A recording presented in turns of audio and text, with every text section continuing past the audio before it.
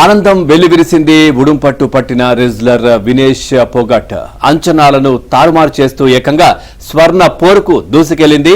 ఏడాదికి పైగా వివాదాలు, విమర్శలు, అనుమానాలు, అవమానాలకు ఎదురు నిలిచిన వినేష్ పోటీల ఆరంభంలోనే అద్భుతం చేసింది.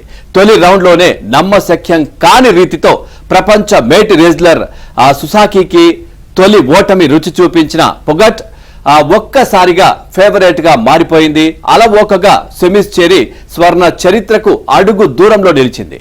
నైరాశ్యం ఆవహించిన భారత అభిమానుల్లో జోష్ నింపింది.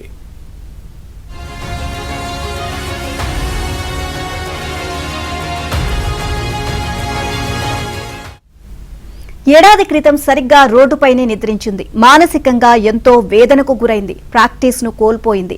మోకాలి గాయానికి శస్త్రచికిత్స చేయించుకుంది. కొన్నాళ్లు ఆటకు దూరమైంది. అసలు ఒలింపిక్స్ కు అర్హత సాధిస్తుందా అన్న సంశయాన్ని దాటుకుని ప్యారిస్ క్రీడలకు ఎంపికైంది. ఇన్ని సవాళ్లు, ప్రతికూలతల మధ్య పోటీ పడింది. గెలవాలి అన్న కసితో, సంకల్ప బలంతో ముందుకు సాగింది. రౌండ్ కు ప్రత్యర్థులను ఉడుం పట్టుతో హడలెత్తిస్తూ ఏకంగా స్వర్ణ పోరులో నిలిచింది. ఇలా తానెదుర్కొన్న విమర్శలు, అవమానాలు అన్నిటికీ ఆటతోనే బదులిచ్చిన పోరాట యోధురాలు వినేష్ పోగట్.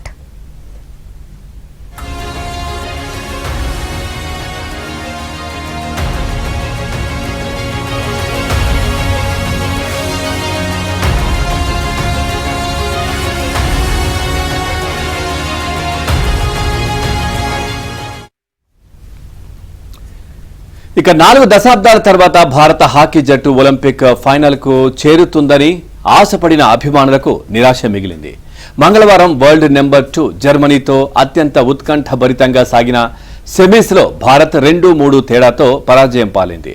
భారత హాకీ జట్టు ఆఖరి సెకను వరకు స్కోర్ను సమం చేసేందుకు పోరాడినా ఫలితం దక్కలేదు.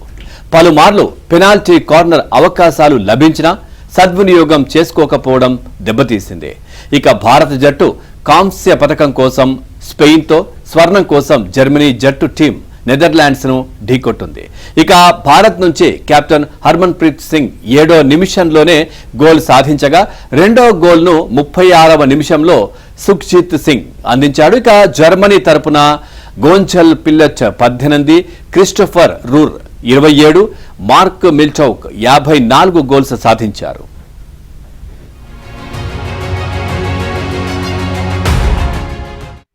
తొలి క్వార్టర్లో భారత్ ఆధిపత్యం సాగింది. అయితే ఈ సమయంలో 6 పెనాల్టీ కార్నర్లు లభించినప్పటికీ జట్టు ఒక్కటి మాత్రమే సద్వినియోగం చేసుకుంది. పీసీ ద్వారా 7వ నిమిషంలో కెప్టెన్ హర్మన్ ప్రీత్ జట్టుకు తొలి గోల్ అందించాడు. కానీ 2వ క్వార్టర్లో జర్మనీ ఎదురుదాడికి భారత్ తడబడింది. మిడిల్ ఫీల్డ్ లో వీరిదే హవా సాగడంతో భారత్ గోల్ పోస్టుపై దాడులు ఎక్కువయ్యాయి. చివరకు జర్మనీ కూడా పీసీ ద్వారానే 18వ నిమిషంలో స్కోర్ను సమం చేసింది. అలాగే 27వ నిమిషంలో జర్మనీకి పెనాల్టీ స్ట్రోక్ లభించడంతో 2-1తో ఆధిక్యంలోకి వెళ్లింది. 3వ క్వార్టర్ ఆరంభంలో భారత్ కు స్కోర్ను సమం చేసే అవకాశం వచ్చినా ప్రత్యర్థి కీపర్ వమ్ము చేశాడు.